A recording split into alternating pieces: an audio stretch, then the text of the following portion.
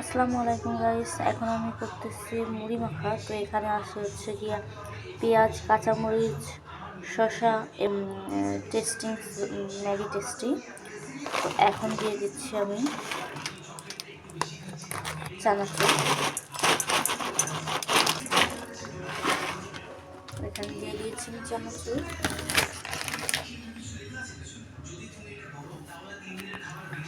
এবার আমি এখানটাতে দিব সরিষার তেল।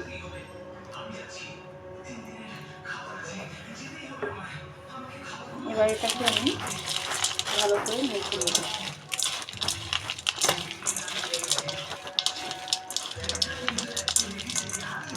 এটাকে মেখে নেওয়ার পরে আমি দিয়ে দেব হচ্ছে মুড়ি।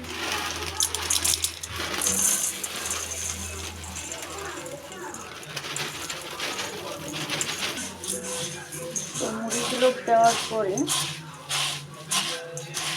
এবার আমি দেব হচ্ছে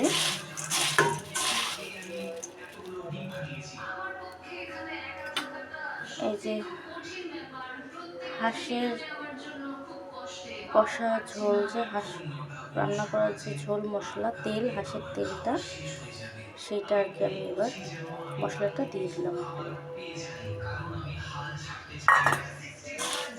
তো এটা পরে দিতে হবে যাতে হচ্ছে যে এটা মুড়িটা নরম না হয়ে যায়। তো মুড়ি মাখা কে কে পছন্দ করেন অবশ্যই কমেন্টে জানাবেন।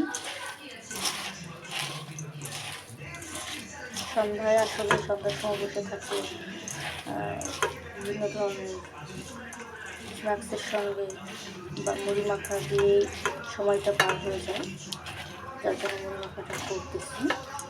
তো মশলা দিয়ে কেমন হয়েছে ট্রাই করি।